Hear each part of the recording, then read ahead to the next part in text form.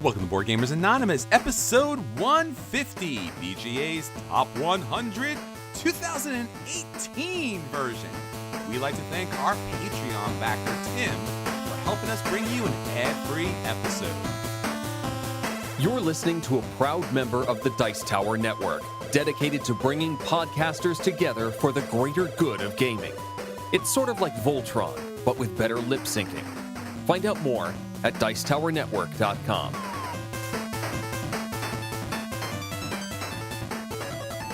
Welcome to Board Gamers Anonymous, the podcast about board gamers and the insane fun we have at the table together. This is Chris. Hey, and this is Anthony.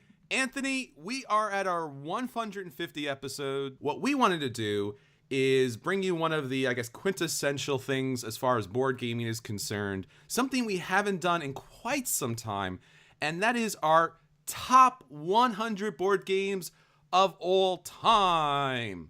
Yes. Yeah, we did this almost 2 years ago. Daniel and Drew were both still on the show at the time, so that was all four of us, if you want to hear kind of an amalgamation. Yeah, we're so glad to bring you our top 100 board games. Obviously, there are so many board games out there, and as the industry grows, more and more games are going out, and we don't get all of those games to the table. So if by chance we miss one of your favorite games, don't forget, you can still let us know. We can still talk about it on the podcast on our Facebook channel, on Twitter, on BoardGamersAnonymous.com. There's a way to respond to us there. We also have our email address, Chris@BoardGamersAnonymous.com and Anthony at BoardGamersAnonymous.com. We definitely want to hear from you, and we definitely want to get your comments on Stitcher and iTunes. So hit us up if we're not playing or not talking about a game that you absolutely love, so maybe it'll make our list next time. Okay, so with that said, let's get into the feature review, which is BGA's Top 100 Board Games of All Time 2018 edition. Now, let's start off with number 100. Our number 100 game, Dominant Species. Now, at first look, this game seems incredibly abstract, incredibly complex, and just would kind of repel you from the table. But if you do sit down and play this game, I guarantee you're going to have a wonderful experience. It's a long game. It kind of tips around the 3 to 4 hour mark.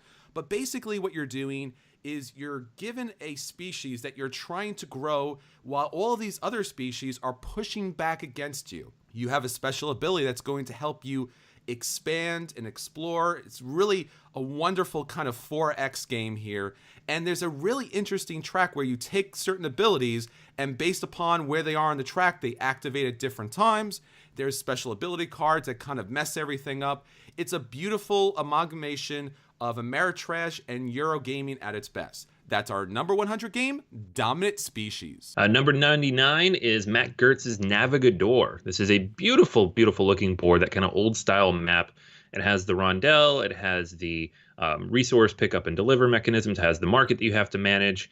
Lots and lots of interesting ideas in this game, and you can see many of his other games kind of represented here in either an early or later forms. If you're a fan of Concordia, or if you're a fan of some of his other games that use similar mechanics, Navigador is well worth checking out. That's number 99, Navigador. Number 98 is Railroad Revolution. Now, if you're in board gaming, you are definitely playing some sort of train game, and Railroad Revolution really hasn't gotten the love that it deserves.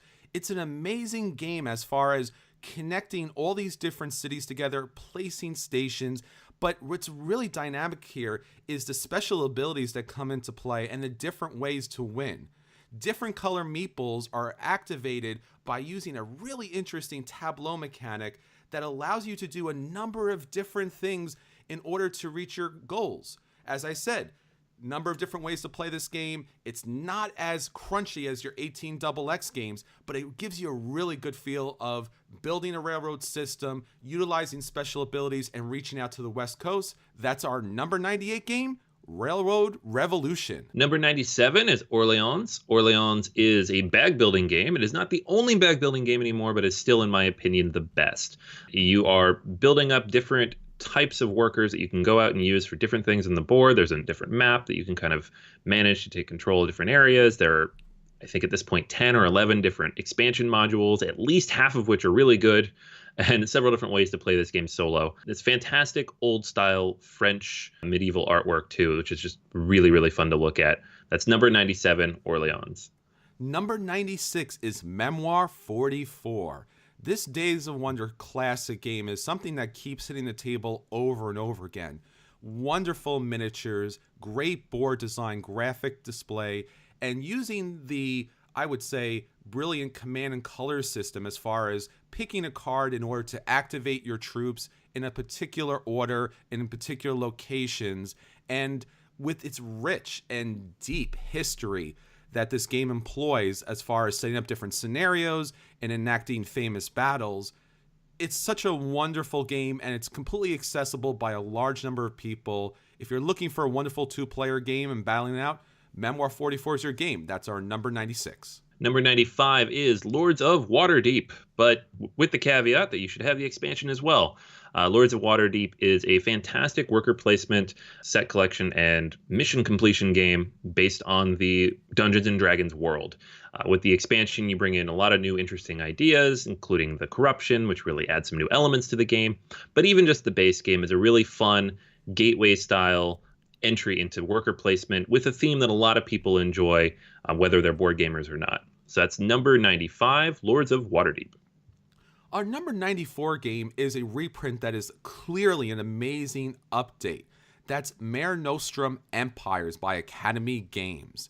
When you're thinking about these big, dominating, epic games, Mare Nostrum Empires has to be one of the best. What's really interesting about it is not just its graphic design and its artwork, but its interesting gameplay as far as you are warring against all these other civilizations that have special abilities, but at the same time, trade still has to happen.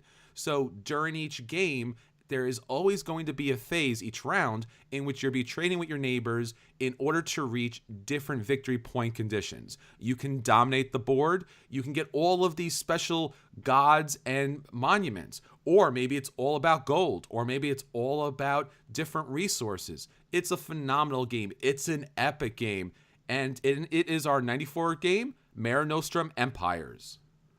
Number 93 is Vikings. This is a Z-Man release, which was very difficult to find. Comes in and out of print. I think it is possible to find it at the moment, so well worth putting on here. It's a fantastic little game. You are drafting from a rondel in the middle of the table different Vikings and ship cards and island cards, and trying to build your tableau in a way that you score points, get money, repel invaders, and make it to the end with the most combination of those things to maximize your victory points. That is number 93, Vikings. Our number 92 game is Last Will / The Prodigals Club. What's so interesting about these games is that they employ a mechanic that is so obvious. In typical Eurogame fashion, you are building up your machine to generate victory points. But in Last Will and the Prodigals Club, at some point you have to break that machine down. And in this kind of case, in this very humorous kind of case, you are doing it by really looking quite foolish. You're bringing a horse to dinner. You have all these wacky people helping you. You are selling off property for the lowest price possible. It's joyous fun, and it's so deep and strategic when you get to those last steps and you're trying to break down, you're trying to get rid of those last dollars you have. It's really, really a lot of fun. It's Brewster Millions at its best. And it is our number 92 game, Last Will / The Prodigals Club. Number 91 is Council of Four. Council of Four is a recent release in Europe, and I've had it now for a little while, and the new CMON version is coming out very, very soon, so keep your eye out for that. It looks beautiful. This is a game in which you are moving different workers around this map, a modular map that lays out in different ways depending on how you want to set up the game, and you are taking control and placing your different buildings in each of these different cities. As they chain together, they activate, and you get more and more things. You get this kind of snowball effect as the game goes along. You're using different cards to activate these different actions, to do different things on the board. It has a very cool mechanism with different counselors sitting in front of different locations, and then these different tiles that you're going to complete based on the types of cards you need to have. It is fantastic. It's quick. It's easy. It's a nice midweight Euro, and I'm really happy to see it coming to the US. That is Council of Four, number 91. Number 90 is Cyclades. This is a wonderful wagering game that you are trying to get the power of the gods in order to act their special abilities that allow you to ship out, wage war, gain temples, and hopefully end up with the most metropolis possible as quickly as possible. The Hades expansion adds a lot to this game in variable setup, and the Titans expansion adds to quicker gameplay. That's our number 90 game, Cyclades. Number 89 is Star Wars Imperial Assault. This is Descent with Star Wars. It comes with two different ways to play, one versus many, Imperials versus Rebels, or you can play one-on-one in skirmish mode with all the heroes you know and love. There's now a third way to play the game with the apps. You can play without the one versus many and just play cooperatively or even solo. It's Star Wars on a board, all these giant miniatures. There are about 8 different packs now you can buy for this thing, plus all the different individual figures. One of my favorite Star Wars games, number 89, Star Wars Imperial Assault. Number 88 is Citadels. This is a hit and roll game that it's unlike any other hit and roll game. It's actually a lot of fun.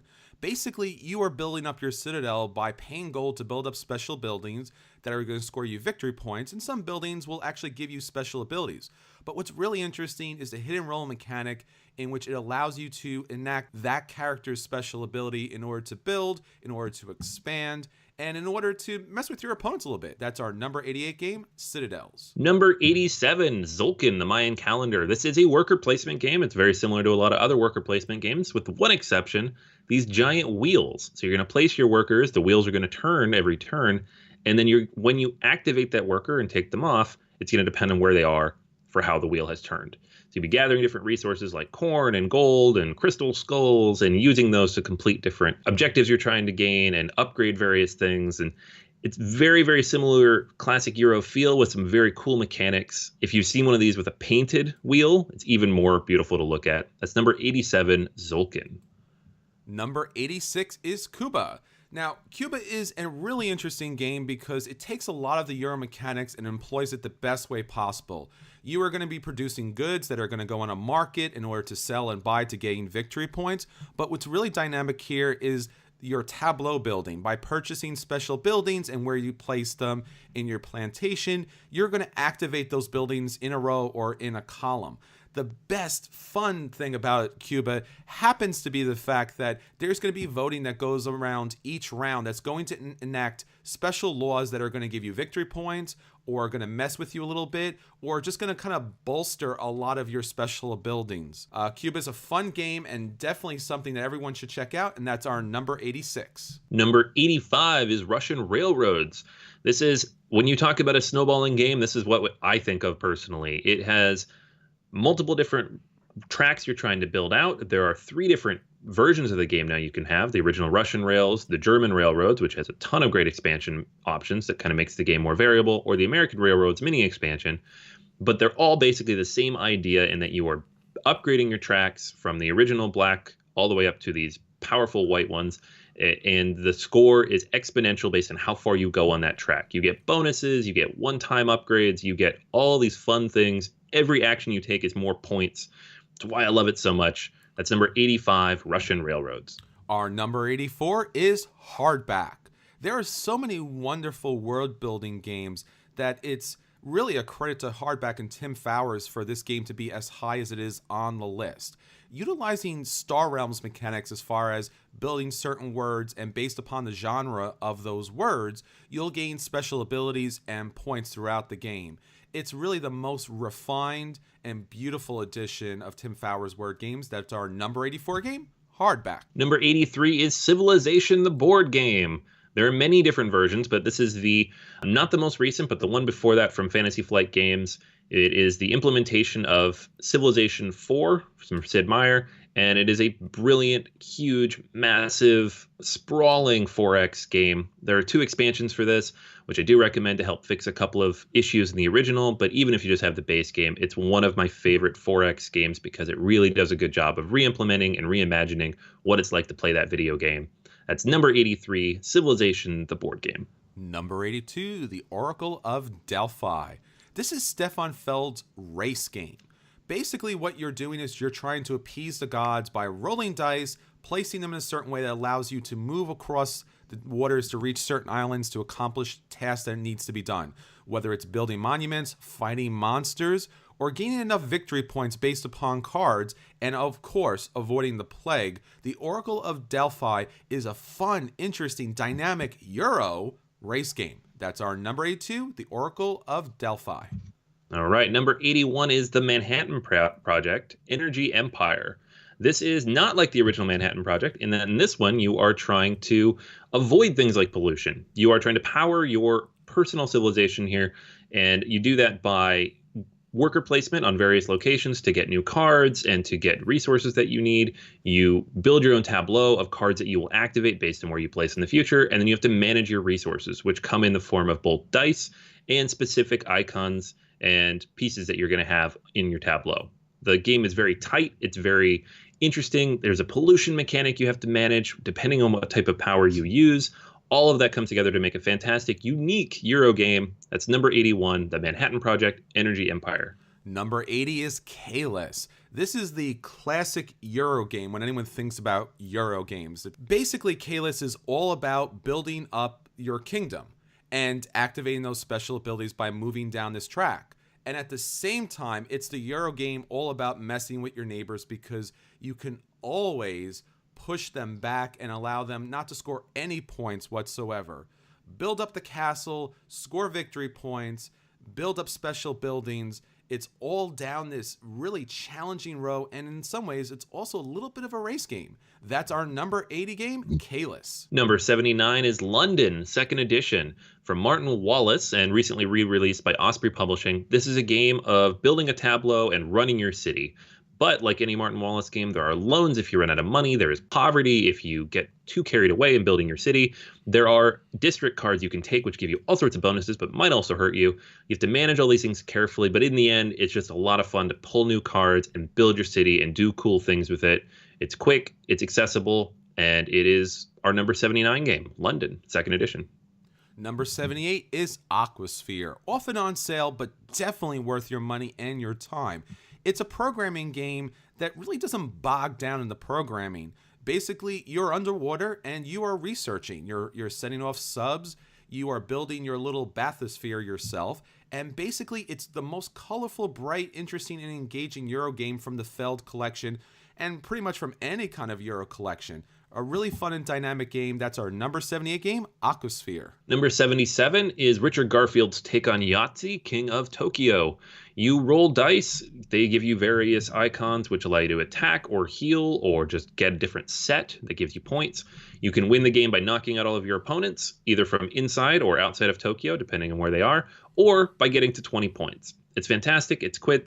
It's accessible for the family, but you can throw in power-up cards for all your gamer friends. That's number 77, King of Tokyo. Number 76 is Amun-Re. Now, what's so dynamic and interesting about this game is, of course, it's a Euro game and you're building up your civilization, you're utilizing special ability cards, you are chasing down opponents in order to score as much points as possible as you push them out of certain areas. But wait, the game stops, it resets, and now that wonderful little area along the Nile that you built up is now up for auction and anyone else could take it. It's really an interesting dynamic and a lot of fun. That's our number 76 game, Amun-Re.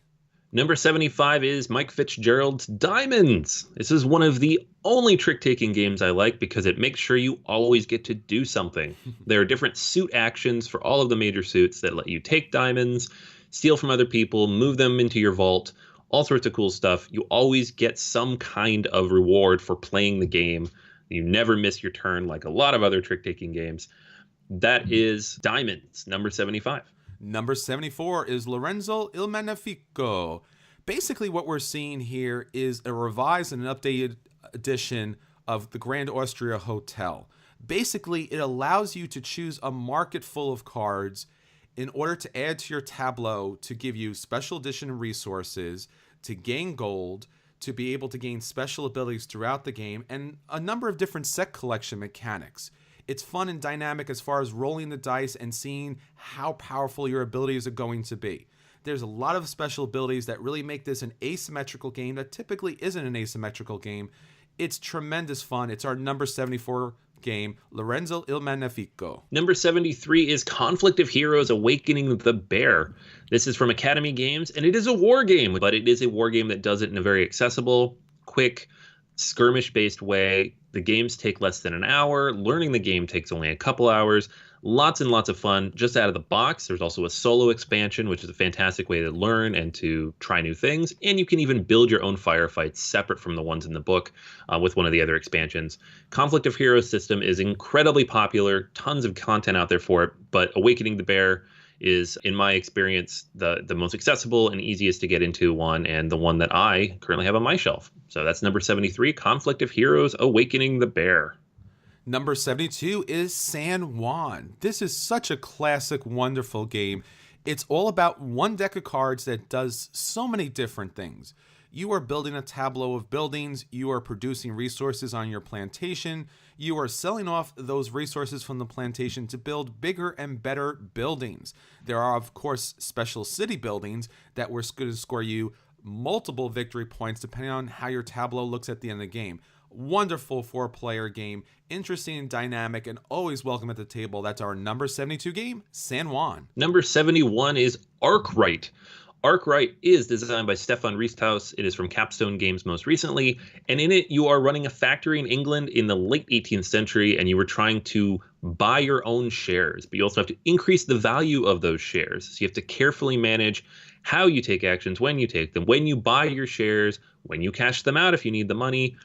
Lots and lots and lots of stuff in this game. So complicated and heavy, in fact, that there are two versions, a 2 to 3 hour version and a 4 to 6 hour version coming right out of the box. This is a fantastic heavy game and one that I absolutely love playing whenever I can get it to the table. That's number 71, Arkwright. Number 70 is Dynasties, Herat and Hirsch. Now, this is a wonderful game by Matthias Kramer that really allows you to kind of build up your civilization amongst these different countries in Europe, but you have to utilize marriage in order to gain the most victory points possible, to gain a dowry, to have children that allow you to, once again, gain more control over a particular area. Playing cards give you special abilities. It allows you to pick up special tokens. So for that round, you're as asymmetrical as possible. Beautiful game, great design, and utilizing the I split you choose mechanic is something we don't often see in games, and it's really fun. That's our number 70 game, Dynasties, Herat and Hirsch. Number 69 is Princes of Florence from Wolfgang Kramer and the Ulrichs. This game is about trying to attract artists and scholars and other people of renown to become the most prestigious family in Florence. You do this by purchasing different buildings and cards and building them out on your own personal grid. So this is one of the first Euros that really used that polyomino idea, which I love. And it does it over the course of 7 rounds. Lots and lots of different things you can do. So you have to manage all of your possible actions. There's an auction and bidding mechanic which works really well within the mechanics of the game. It's just a fantastic game that a lot of people overlook, and I really, really enjoy it. That is number 69, Princes of Florence. Number 68 is Goa. Now, Go is a fascinating game that really utilizes an auction mechanic in probably the best way possible. There's going to be a grid on the middle of the table that is going to allow you to put certain things up for auction, but depending on where they're located, those different items that come up for auction may be more valuable than others based upon what's next to them. You'll also be able to update and have a really specialized tableau of special abilities as you play different cards to gain victory points and money that's going to allow you to utilize the auction mechanic even better. That's our number 68 game, Goa. Number 67 is Hostage Negotiator. This is a game in which you play by yourself. It's 100% solo, and you will purchase cards, use those cards, and roll dice to try to save hostages before the game runs out. There's a timer on the game. And real fun of this game is that there are so many different hostage takers. There's so many different game conditions. There's all these different tweaks and adjustments. There's been, I think, 10 or 11 different packs for this, plus expansions. So many, many different ways to play the game. It's brutally difficult, but it's very rewarding when you win. That's number 67, Hostage Negotiator. Number 66 is Star Wars Rebellion. It is basically Star Wars in a box. It utilizes the original trilogy, and with the expansion, it updates it just a little bit to really make the battle even more interesting. You're going to have all of these wonderful miniatures, you're going to have all of the original characters, and you're going to have this fantastic New Hope mechanic in which the rebels are trying to hide their base and kind of run out the Empire, whereas the Empire is massive and stretching across the galaxy. You can play the new trilogy in a whole new way. It's fun, it's fantastic, it's dynamic, and it's really Star Wars in a box. That's our number 66, Star Wars Rebellion. Number 65 is Caverna, Cave versus Cave. This is Uwe Rosenberg's two-player version of Caverna. It also plays solo, which I find very interesting. The game gives you your own personal little board, a very small tableau of possible buildings you can purchase, and different actions available in a single strip that are going to be variable based on the game. Every round, a new action unlocks, and you're going to take those actions. You start with 2 actions all the way up to 4 at the end of the game, and you will buy different things, turn those things into new rooms, all the stuff you know and love from Caverna, but boiled down and simplified into a 20-minute 2-player head-to-head game. It's a fantastic implementation of the Caverna formula. That's number 65, Caverna, Cave versus Cave. Number 64 is Kemet. This fantastic war tactical battle game is all about utilizing these special tiles that really allow you to dynamically change and upgrade your civilization. You can go with defense, offense, or special abilities. And with the expansion, you are utilizing these special abilities to expand across a very small map in order to get as many victory points as possible, utilizing prayers to the different gods and fantastic miniatures that you're able to employ in this game. It also works with Cyclades, monsters, and miniatures as well. That's our number 64 game, Kemet. Number 63 is Patchwork, another Rosenberg game. Hint, guys, there's a whole bunch of these. It is a 2-player game in which you purchase different pieces of a patchwork quilt and put it on your own personal tableau. Some of them have buttons on them. Those are going to give you income. You're going to go around this circular track and try to beat your opponent. But at the end of the game, any spaces you haven't filled on your own personal tableau are negative points. So you have to manage it, get some of those big tiles without any income on them. Some of the tiles are very expensive. You want to be careful not to run out of buttons as you go. This is a fantastic 2-player game, one of my favorites. Number 63, Patchwork. Number 62 is Rococo. Never has dressmaking and suit making have been so much fun. It utilizes one of the most interesting deck building mechanics I've ever come across. Now, of course, you are buying cards from a market to utilize into your hand, but you must play all those cards that are available to you. So you pick up a certain number of cards, you have to play those, but eventually all the cards will come into play. The deck building mechanic is so dynamic.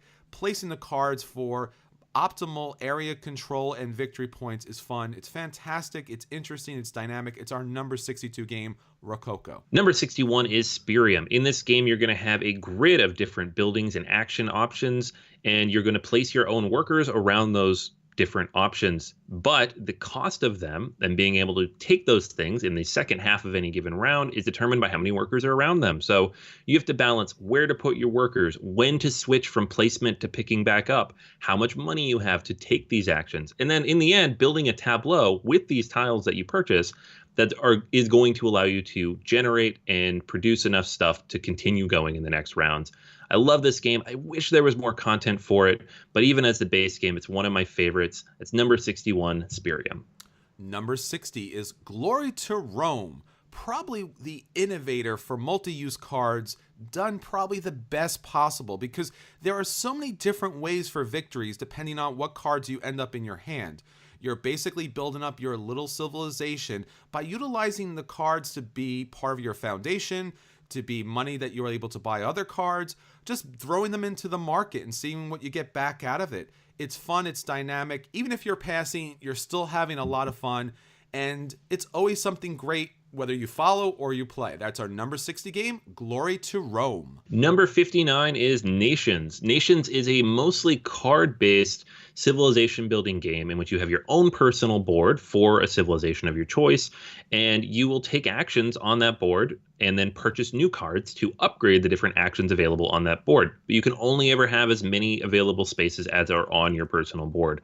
You have to keep track of the workers, the resources available, the architects that you're hiring to build wonders, and the special actions that are on those cards. Plus, there's a war mechanic you need to be prepared for to make sure you have enough military to withstand. Lots and lots of things to keep track of here, and yet at the same time, somehow more accessible and a little more streamlined than you see in a lot of other 4X and Civ building games. That's number 59, Nations. Number 58, Dixit Journey. There are so many different Dixits that you can't really go wrong, but Journey really does it best with its artwork from Javier Colette, and it's just really good dynamic gameplay. Now, you're going to basically pick a card, and you're going to play the card out there with other people's cards based upon a word, a phrase, a song, something to close enough to your card that allows people to guess, but not so close that everyone's going to guess it. It's a really fun, dynamic gamers game when it comes to playing a party game. That's our number 58 game, Dixit Journey. Number 57 is Mage Knight. Mage Knight says 1 to 4 on the box, but this is really a 1 or 2 player game, so don't try it with 4. But it is a fantastic 1 or 2 player game in which you are going out and exploring this land. Tiles come out as you explore. There are different enemies that will pop up based on locations you go. You will build your deck technically, but really it's just this careful puzzle that you have to put together and make sure you have the cards and the resources and the crystals needed to activate the different abilities that you want to take certain actions. You will sit and stare at your hand for a very long time, which is fantastic fun if you're playing this alone or with one other person cooperatively. That's number 57, Mage Knight. Number 56, Carson City. Who says Eurogames don't have conflict? Carson City is all about picking special abilities that will allow you to get guns, to get money, to utilize the special ability of your person for that round in order to build up Carson City, put special abilities that will score you money and resources based upon what they're next to, what mountains and mines, or if they're in the middle of nowhere whatsoever. It's a fun, dynamic game, and it's amazing in the big box version. Number 56, Carson City. Number 55, Le Havre. This is Uwe Rosenberg's fishing game. In this game, you're going to be taking actions based on various buildings that come out over the course of the game. There's going to be new goods distributed to different offer spaces. You'll be able to take actions to take these goods or build new buildings, upgrade the goods you have, sell them, or activate your buildings and ships. Lots and lots of stuff going on here. It's a complicated game. It has a interesting layer on top of the worker placement that you don't always see in these types of games, and that's why it's well worth being up here on the list at number 55, Le Havre. Number 54, St. Petersburg, first or second edition. What you're really going to love about this classic Eurogame, and one of the first games that I got a chance to play, is it's all about picking cards in a market in order to build the best tableau possible. If you pick the same cards, there's a special ability that kicks in, but you're also trying to get victory points. So what do you really do? Is it victory points? Are you building your engine? When do you start? When do you stop? When do you try to go for the most possible lords possible? It's a lot of fun. It's a simple game. Unfortunately, it's out of print, but if you can find it, definitely play it or pick it up. That's our number 54 game, St. Petersburg. Number 53 is Leaving Earth. This is from designer Joseph Fatula and his publisher group, the Luminaris Group.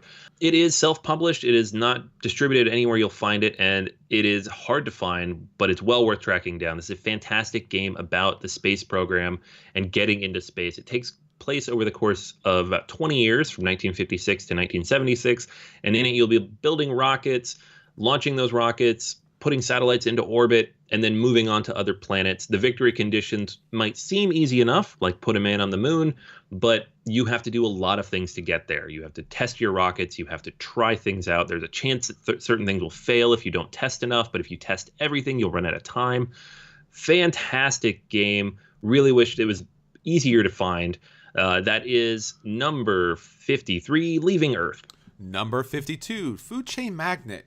Man, I never thought I would have a Splutter game on this list, but I love it so much. It's got this really interesting throwback 1950s diner look in which you are trying to influence a neighborhood to pick up your special food, whether it's food, it's drink, and you are utilizing a really kind of hardcore HR MBA mechanic where you're trying to employ the right people at the right time to upgrade your workforce, utilizing marketing techniques, hiring different people to produce food, hopefully holding on to the food, selling the food, and messing with your opponents because your global marketing is influencing their customers. Fantastic game, huge, crunchy, just a lot of fun. That's our number 52 game, Food Chain Magnate.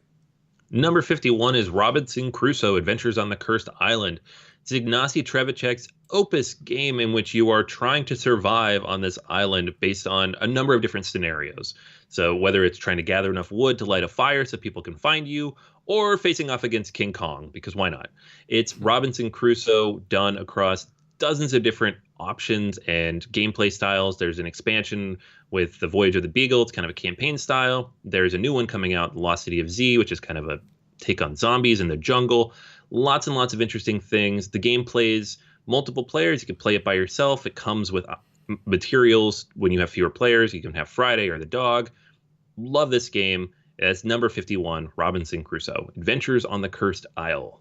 Number 50 is Shipyard. Now, Shipyard is all about the rondels. It's got so many of them, and basically, you're building ships. What I really enjoy best about this game is at the start of the game, you're given all of these end goal conditions that are going to score you multiple victory points. But as the game goes on, you're able to discard these until you get down to a final 2.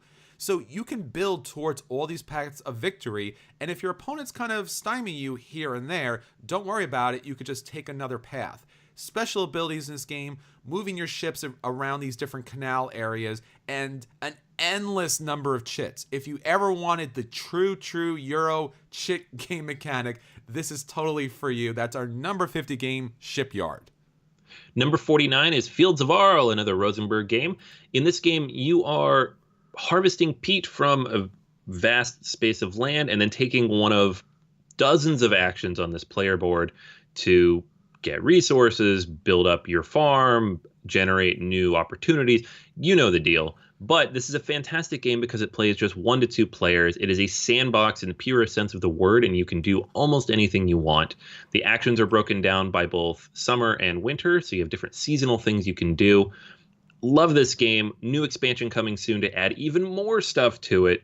That's number 49, Fields of Arle. Number 48 is Mombasa.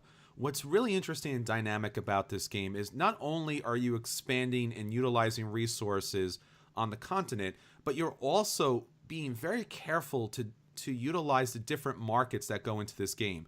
There are 4 different markets, not just one.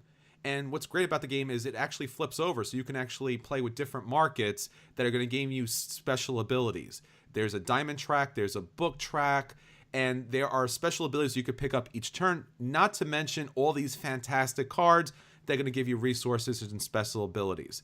What's really dynamic here is utilizing these different cards that you'll play in a certain combination over 3 or 4 different spots. They have to be played in order, so how you discard the cards is even more important than how you play those cards. That's our number 48 game, Mombasa. Number 47 is A Feast for Odin.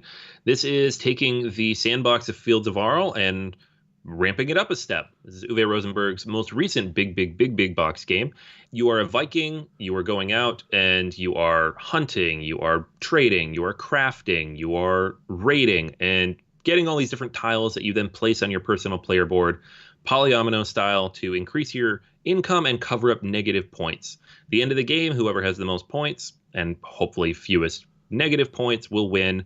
This is a sprawling game with lots of different things going on, and I absolutely love it, especially for solo play. That is number 47, A Feast for Odin. Number 46 is Dominaire. This is one of the fantastic games that has been lost in the love letter Tempest universe. It's all about playing special abilities that are utilized by these different character cards that are going to allow you to influence these different places of power. It's an area majority, area control game that when you play your cards, they're not just going to activate once, but those characters are going to be able to activate multiple times depending on their special abilities and what round those special abilities come into play. Fantastic fun game. It's definitely something you should play if you love utilizing a special tableau and area control. That's our number 46 game, Dominaire. Number 45 is Mechs vs. Minions. This is Riot Games deciding they want to make a board game, and lo and behold, it was actually very good. Mechs vs. Minions is from the League of Legends universe, and in it you are programming action selection game in which you are trying to defeat various different challenges. There's 12, I think, out of the box. You unlock them as you go. And really the thing that stands out most for most people at this game is the beautiful, fantastic, over-the-top almost production of the miniatures, from the tray that they sit in to the quality of the content to the painting on the player pieces. It's all fantastic. And fortunately, it's all backed up by solid gameplay and one of the few programming games that I actually enjoy. That's number 45, Mechs vs. Minions. Number 44 is Bruges. This is one of Feld's best games. It utilizes cards that have a number of different special opportunities on it. Whether you're activating special abilities, whether you're utilizing the cards of building, or you're utilizing the character personality. placed in that building. You are building a fantastic tableau that's all your own. You're going to roll dice to see who's going to get hit, where you're going to be able to move up in particular tracks. And with the expansion, it's going to actually utilize all of the dice and not just some of the dice. This is a fun and fantastic game, and often overlook our number 44 game, Bruges. Number 43 is Anachrony. Now, Anachrony is a sprawling, beautiful, epic production, but in the end, it's really a worker placement game with a lot of really cool mechanics tacked onto it. You're going to generate these different workers based on where you go, and then the workers are going to activate when they're awake, and they're going to go inside of different mechs that are going to allow you to take actions on the game board. Now, the really interesting mechanic of this game is the time travel. You're always going to be at a certain point on the timeline, but you can jump back and take actions. You also can give yourself extra resources that you then later have to pay back. But if you don't, they can be negative points, depending on the roll of the die. Lots of interesting ideas here. Very, very cool. The solo game comes with a separate bot, which runs really smoothly. This is one of the most unique and interesting and inventive games I've played in a long time. That's number 43, Anachrony. Number 42, Kingsburg. It's all about rolling the dice, picking those dice to utilizing the special personalities on the board that blocks out everybody else in order to utilize this huge sheet of special ability buildings that are going to help you defend against the different monsters that are going to attack you at the end of each age. And it's also going to allow you to utilize special abilities that are going to give you money, extra dice to roll in order to utilize that market even better. And the expansion adds so much more to the game. It adds really a lot more fun if you can find it. That's our number 42 game, Kingsburg. Number 41, Arkham Horror, the card game. This takes the LCG formula from FFG and turns it into a legitimate campaign-style game built in the Arkham universe. Every pack is part of a longer story. Everything you do kind of affects future actions. The end of every game that you play, whether you win or lose, is going to influence what happens in the future and which cards come into which decks. You can build up your own character and increase the power of your deck based on certain actions you take. Fantastic game, lots and lots of fun ideas, and as they've developed this game, even more cool and interesting ways to break the game. Love this game. It's number 41, Arkham Horror, the card game. Number 40, X-Wing Miniatures. If you're looking for a fantastic, easy-to-play flight pass system game, you're looking at X-Wing Miniatures. It really adheres to the Star Wars universe canon the best, has arguably the best miniatures out there, and really can be played by anybody. If you're looking for a great flight pass system and you want that tactical 2-on-2 or maybe a 3-player game, that's the game you're looking for. Number 40, X-Wing Miniatures. Number 39 is Imperial Settlers. This is the more Civilization cartoony take on the 51st State from Ignacy Trzewiczek. In it, you're going to have a tableau of cards that you build out. Some of them are common. Some of them are specific to your faction. There are 4 factions in the base game for different nations, and then there are several different factions you can pick up in expansions. But the game, you're going to be drafting every time and building these hands of cards and then using different resources you generate from these cards to take different actions. It scales as you go, and by the end of the 5th round, you have cards all over the place doing all sorts of amazing things, including attacking your neighbors.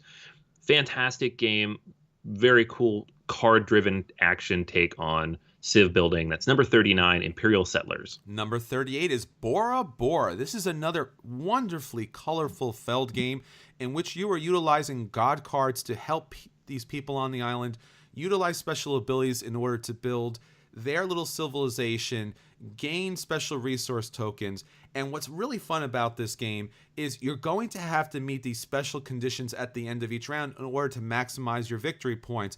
But you get to choose what you want to maximize and when you want to do that. So once again, utilizing those special tokens, what do you choose? When do you choose it? Picking up jewelry, utilizing men and women tiles to really kind of pump up your tableau is tremendous fun. That's our number 38 game, Bora Bora.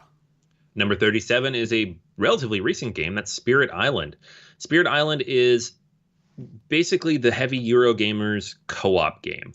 This game is complicated. It's inventive. It has multiple different player powers. And when you play your power, it is going to be unique to you. You are a spirit on an island trying to repel invaders from Europe. And you will do that with fire and earthquakes and wind and disease and all sorts of amazing things that you can do to them, while also working with the natives to defend certain actions and spaces on the board. Spirit Island is a fantastic, heavy, puzzly cooperative game. And sort of number 37, Spirit Island. Number 36, Viticulture Essential Edition.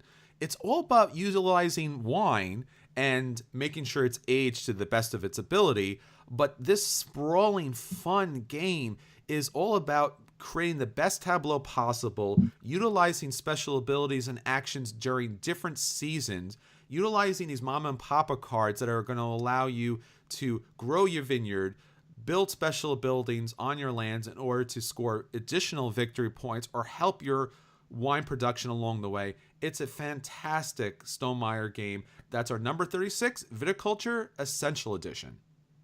All right, Legends of Andor, number 35. Legends of Andor is a fantastic adventure game in which you are trying to puzzle your way through a certain set number of actions. The game takes place with a timer at the top. Every action you take uses a certain number of hours, and then the days will pass accordingly. You'll be moving your different figures across the board and trying to take out different enemies with these inventive dice system.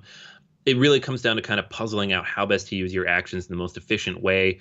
The game has one of the most interesting and inventive takes on learning the game that I've seen, in which there is no actual rule book. You do it through the cards. And the story itself is always very interesting, with lots of good expansions, beautiful artwork from the designer. It's number 35, Legends of Andor. Number 34, Spice Road / Gollum Edition. What's so amazing about Century is you are building up a little machine right in your hand. You're picking up cards to produce resources, whether they're spices or whether they're crystals, and then you're utilizing other cards in order to upgrade those resources, in which you're targeting these final victory point goal cards. It's fun and interesting and dynamic, and it plays with everybody. Whether you're a hardcore gamer or you're a gateway gamer, you're going to love this beautiful edition. Century Spice Road / Gollum Edition is our number 34. Number 33, Twilight Imperium 4th Edition. Just released this year. This is the newest edition of Twilight Imperium, and it takes everything to an entirely new level. This game is epic in almost every possible way, from the way you set it up to the way you generate victory points and win the game. The game is a race to 10 victory points, but don't let that fool you. It does take 6 to 8 hours to play through it. It's a fantastic sprawling game in which everybody has their own unique powers. You have a massive board, dozens of different things you can do. And yet at the same time, because you're drafting those action tiles, you are not overwhelmed with the number of options in front of you at any given point. Twilight Imperium 4 is a brilliant 4X game, one of the best they're ever made. It's number 33. Twilight Imperium 4. Number 32 is Arcadia Quest. Now, Simon really knocked this game out of the park. Basically, you are building up a little band of adventurers that are going dungeon delving in order to pick up special resources, gold, and upgrade your character as much as possible. What's really fun about this game is it's not just one game, it's multiple games, because you'll be able to pick up special abilities that'll be able to help you later in order to take out the bad guys. But it's not just bad guys that you're fighting other players with their own team. It's fun, it's simple, no one holds a grudge. It's a really dynamic, beautiful game. That's our number 32 game, Arcadia Quest. Number 31, The Gallerist. This is Vital Lacerda's take on the art world. You are a gallerist, which means you are nurturing artists, buying and displaying their art, building and exerting your influence and reputation internationally, hiring different assistants, and taking actions on one of several different spaces on the board. It has an inventive knocking people out mechanism where you get extra actions if somebody takes an action in a space you're already located. And in the end of the game, you're trying to have the most visitors in your gallery, getting the most value for the art that you exhibit and sell, and then having some of the best stuff in your own personal gallery that you've scored out. This is a fantastic game, one of my favorites from Lacerda. It's number 31, The Gallerist. Number 30 is Uwe Rosenberg's probably most well-known classic game. That's Agricola. Now, Agricola is so fantastic and so dynamic because it really is a thematic Euro game. Just think about it. You're plowing a field, you're planting vegetables, you're harvesting the vegetables, you are utilizing your cooking mechanics to expand and really stretch out that food. Fun, fantastic, and yet totally gripping because you're trying to feed your family and you're trying to score victory points by building up the best farm possible as you expand your family. Really dynamic game. Our number 30 game, Agricola. Number 29 is The Duke. The Duke is an abstract tile laying and placement game similar to chess, but boiled down in a lot of ways. You're going to have several different tiles in a bag. You start with a couple on the board. Every time you move one of those tiles, it flips over to show a different possible action. On the tile, it has a little grid showing you where you can go and how you can attack people. And that's it. You're just trying to capture the opponent's Duke. You do this every turn by either moving a tile or placing a new one from your bag, and it goes back and forth until someone pulls it off. It's a fantastic, quick, accessible game. Tons of expansions add new variability to that bag. That's number 29, The Duke. Number 28, Small World. Days of Wonder's classic game about area majority is so much fun because it allows you to utilize a special race with an additional special ability to conquer other players and really expand your empire. But don't worry, eventually your race is going to get a little bit tired, you're going to retire them, and bring a new race out to the board. So you never get bored with this game because there's infinite number of combinations. The boards always scales well because there's multiple boards in this game. Fantastic fun area control game. That's our number 28, Small World. Number 27 is Pandemic Legacy Season 1. This takes the classic core concept of Pandemic and adds layer upon layer of interesting, exciting legacy content to the game. Every game you play has an impact on the future state of the game board, the mechanics that come into play, the story that's being told by the game. One of the most impressive and exciting experiences I've ever had playing a board game in my life. Excited to play Season 2. That's number 27, Pandemic Legacy Season 1. Number 26, Love Letter Premium Edition. Now, Love Letter is kind of the most well-known quick filler game that's possible. It's a 4-player game, plays fun, plays simple. It has a number of different iterations after it. But Love Letter Premium does something perfect. First off, great box, great production. The hearts are in the game. You don't have to buy those. The perfect sleeves are in this game. Don't have to buy those either. And it plays beyond the 4-player game. Trying to figure out what role somebody has, trying to figure out when you could score special abilities as best as you can. It's fun, it's simple, it plays with everyone, and it's an outstanding addition. That's our number 26, Love Letter Premium. Number 25 is Macau from Stefan Feld. This is a game about the mysterious port city of Macau in China, and you are traveling there and trading and doing all sorts of stuff, as you might expect from a game like this.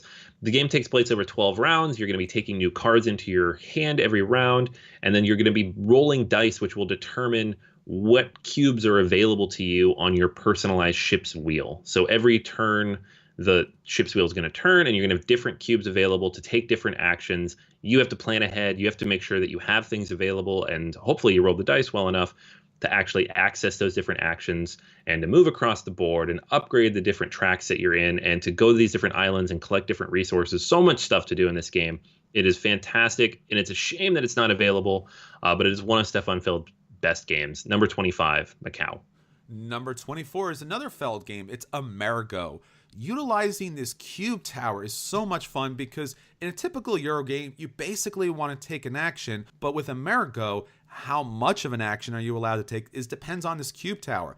Not to worry, because if you didn't get to take as much as possible, it may be available later on in the game based upon what's knocked out in this tower. You're expanding, you're exploring, you're building, you're utilizing special abilities. Amerigo is so much fun. Number 24.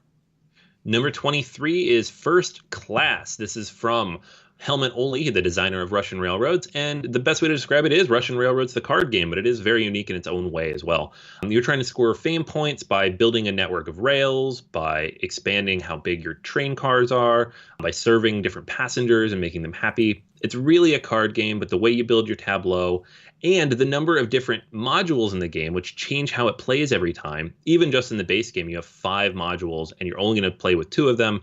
Fantastic game, tons of replayability, and fairly accessible at only about an hour and a half. That is number 23, First Class. And then number 22 is Gloomhaven. Gloomhaven came out at the very beginning of 2017 and took the world by storm. This is an adventure game that really pays close attention to how you interact with the environment. The cards you play, the mechanisms you have to balance, the way you upgrade your characters, the stuff you unlock as you play through the game. The campaign in this has over 100 different missions you can go on and quests. You can unlock new characters when your old one retires. You can go to town and buy new things. And the core combat mechanisms of the game feel like a puzzle that you earn instead of dice that you pray and hope that you get lucky with. Gloomhaven is one of the best games, period, in this genre, and it's our number 22 game. That's Gloomhaven. Number 21, Lisboa. Now, Lisboa is, once again, a tremendously thematic Euro game in which you're building up the city after multiple catastrophes. Basically, it all comes down to playing cards in order to influence these royals, influence the treasury, build these buildings, activate them using the public buildings, and score as many victory points possible based upon these decree cards that come into play. It's a beautiful production. It really is a nice, crunchy Euro game, and Vital Lacerda has done a fantastic job here with our number 21 game, Lisboa. Number 20 is the Terra Mystica system in both Terra Mystica and Gaia Project. We put these both together because it is technically the same game system, and Gaia Project is so new. But Terra Mystica is a brilliant game in which everybody has their own player board. All these pieces are on the board, and as you place them out on the central board, you will unlock new income, new abilities. You'll draw cards and tiles from the central space that give you bonuses and move you up on the priest track, which gives you victory points. There's a power pool where you're moving different power around that you can then use to take extra actions as you build it up. Gaia Project takes all that and kind of amplifies it even further by making the upgrade track even more interesting and giving you new abilities and icons and things you can take. And then the board is more modular and has this distance element that you have to take into account. The Terra Mystica system in general, though, is a fantastic system that really works well across both of these games. And whether you like fantasy or sci-fi, there's a game for you here. That's number 20, the Terra Mystica system with Gaia Project and Terra Mystica. Number 19, 878 Vikings, Invasion of England. Now, what's so dynamic about this Academy game is it's asymmetrical gameplay. It's basically a two-player game, but you could play as four. The Vikings are invading in this historic epic. The people of England are defending. And whether you play the English or you play the Vikings, you're always under tremendous pressure to do the best job possible because you may not live to see another round. The expansions really bring in a number of different ways to play the game that are very historic and a lot of fun. Tremendous little miniatures, invading, defending, fantastic. Our number 19, 878 Vikings, Invasions of England. Number 18, Empires, Age of Discovery. This is the re-implementation of Age of Empires 3 by Glenn Drover. And it's basically the same game, which is ramped up and much bigger board.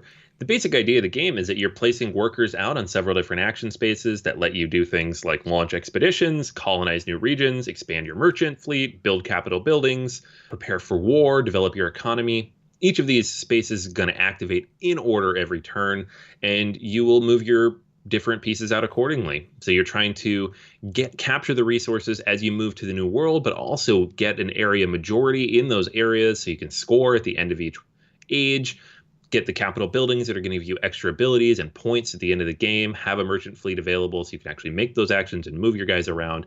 So many different things to do here. Very, very interesting take on worker placement because of how they program out. That's number 18, Empires, Age of Discovery. Number 17, Concordia. Now, when you're talking about trading in the Mediterranean, there's probably no better game that does that than Concordia. It's a fantastic game because it utilizes card play in order not only to take actions, but at the end of the game, score multiple victory points depending on that card collection system. You expand, you build your trading posts, you expand, you build trading posts, you pick up new people, which is new cards in your hand to utilize even better special abilities. And at the end of the game, those special abilities come back as far as victory points are concerned. That's our number 17 game, Concordia. Number 16, Rune Wars. This is the big, massive, epic fantasy 4X game from Fantasy Flight Games that takes place in their Terranoth universe. And it has a little bit of everything. You're going to be gathering resources. You're going to be fighting over area control. You're going to be raising your armies, sieging different cities. You're going to be sending heroes out on different quests in between the phases. But in the end, you're trying to find these runes that are hiding throughout the map and control them. If you can do that, you can get enough of them, you'll win the game. But it still takes several hours to find them all and to fight off your opponents and get there. It is an epic game, and it is a fantastic experience. Number 16, Rune Wars. Number 15, Suburbia. Now, Suburbia is always about building up the best suburbia possible, but it depends on that market, it depends on the placement of your buildings, and it depends on the special goals, public and private, in order to score the most victory points possible. It's a very tight, refined Euro game, tile placement at its best. It's tremendous, fantastic fun for everybody involved, whether you're a gateway or a hardcore gamer. That's our number 15 game, Suburbia. Number 14, Terraforming Mars. This game hit me like a lightning bolt last year. It's a fantastic game, and it has so much variability because of the giant deck of 300 individual different cards. You're going to be playing these cards to do a number of different things. You're trying to raise the oxygen level by planting different plants on the planet. You're trying to raise the temperature by generating enough heat. You're trying to build new oceans. You are trying to get your own cities out there so you can score more victory points along with all those plants. And you're doing all this while building a tableau of cards that allow you to run an engine to generate new resources and boost up your own personal economy with a personal player power on top of all of that. Terraforming Mars is a malleable, interesting, accessible game that just keeps running strong. It's our number 14. That's Terraforming Mars. Number 13, Through the Ages, a new story of civilization. This is the refined edition of Through the Ages, and it's all about building this fantastic civilization by utilizing cards to build up your basic production buildings, your city buildings, which are going to give you science and faith, and then building up these epic wonders that are going to give you special abilities that you're going to want to have throughout the generations. As the game goes on, so does the technology, so does the leaders that come into play. There's war, there's being able to utilize special contracts in order to partner with certain people at certain particular times, and then later on try to grasp victory by getting the most victory points as far as islands are concerned, and score the most points possible at the end of the game utilizing those political cards. That's our number 13 game, Through the Ages, a new story of civilization. Number 12 is the Castles of Burgundy card game. This is a small box, single deck of cards that allows you to replicate much of what the Castles of Burgundy does, but in a lot of interesting and different ways. So you're going to have cards out that represent different dies. Your own personal cards you're going to have each round are going to be die numbers as well. And then you're trying to take actions to purchase cards into your tableau and then build those cards into your permanent tableau. As you build them, you collect sets. These sets allow you to get extra bonuses on the side. You're going to have silver, which you generate, which allows you to draw extra cards from the deck and take extra actions. And the game works fantastic, not just at 1 or 2 or 3 or 4 players, at every player count. This is the Castles of Burgundy, the card game, our number 12 game. Our number 11, Caverna Cave Farmers. Now, this was our number 1 game not too long ago, back at our episode 100. What's so fantastic about this deep, rich Euro game by Uwe Rosenberg is the fact that if you didn't like how Agricola utilized the card mechanic, as far as if you're not really that much into Agricola, you're going to kind of get left behind, Caverna allowed those cards to become tiles, those tiles to be laid out so everyone has access to them, so you can kind of really build up any civilization you wanted to. You didn't have to collect everything. You could just really focus on 1 or 2 things and score massive victory points. You could even go questing with your dwarves. Tremendous fun, an outrageously fun game. That's our number 11, Caverna Cave Farmers. Number 10 is Lord of the Rings, the card game. This is the original LCG from FFG that allowed you to play cooperatively or solo and had a narrative kind of built into the gameplay. As you go through this, you are coming into contact with different characters and scenarios and locations from the Lord of the Rings. All of the different adventure packs introduce something new or unique or different. And at this point, you have several different years worth of content. So there are dozens and dozens of packs to work through. It's a very unique experience that really draws on the lore and mythos of Lord of the Rings, and it's beautiful artwork to go along with it. That's Lord of the Rings, the card game. That's number 10, Lord of the Rings, the card game. Number 9, Defenders of the Realm. Now, what's so fantastic about Defenders is it utilizes the well respected and loved mechanic as far as Pandemic is concerned, but it really allows each player to play their own character. There's no alpha gaming in this game, and you're journeying out in order to gain special abilities, to make connections with different fantasy characters in order to take down these evil generals that are heading down to your capital city. It's fun, it's fantastic. Protecting this monarch city is really a dynamic gameplay, and when you get down to those final rolls trying to knock out that dragon, everyone's going to cheer. That's our number 9 game, Defenders of the Realm. Number 8, Castles of Burgundy by Stefan Feld. So if we like the card game, of course we like the board game. This is the original formula and still probably Stefan Feld's most recognized and arguably his best game. In it, you are rolling dice every round. You have 2 dice, and you take those actions accordingly. So with the 2 dice, you can purchase a tile, you can ship goods, you can build a tile into your personal tableau. And as you build things into your personal tableau, you will get different bonuses based on what round it is. Everybody can have a different tableau. There are many, many different options depending on how you want to play it out of the box. Lots of interesting mechanics here.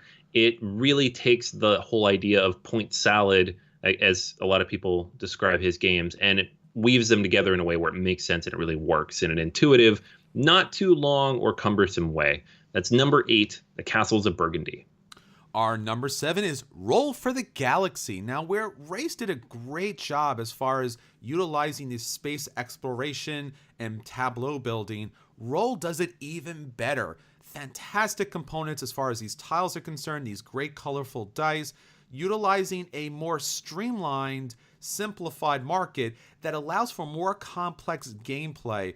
It's so much fun. It brings everyone to the table, whether they loved Race or they were a little kind of confused by the symbology here. This actually has text on it, so you're going to have a lot of fun with it. That's our number 7 game, Roll for the Galaxy. Number 6 is Seven Wonders.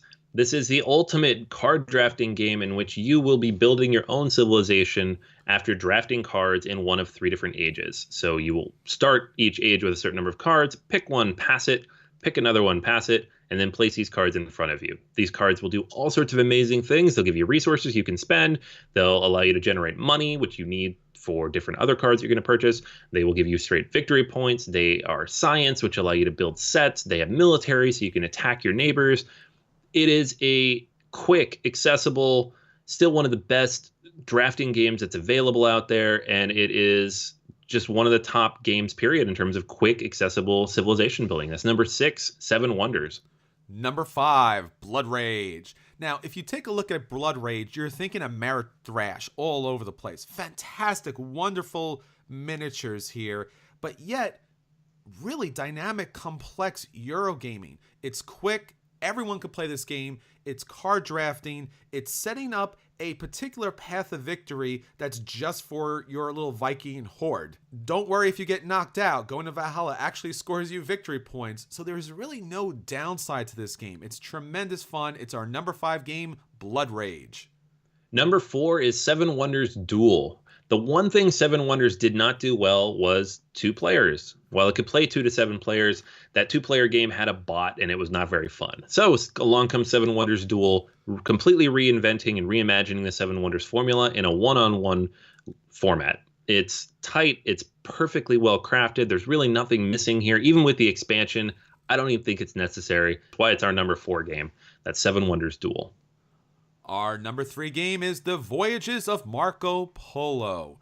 This is asymmetrical gameplay at its best. When you get your role character here, you're like, these powers are crazy, but it's so much fun. You are rolling dice in order to try to hopefully get the right combination to get the right resources in order to be able to meet certain contracts or to travel across this really interesting dynamic board that changes up each game time. It's going to be able to give you special abilities that are just yours until someone jumps in there, and then finally ramping up, scoring as many victory points as possible. A fantastic, wonderful Euro game that should hit the table every time. That's our number 3 game, The Voyages of Marco Polo.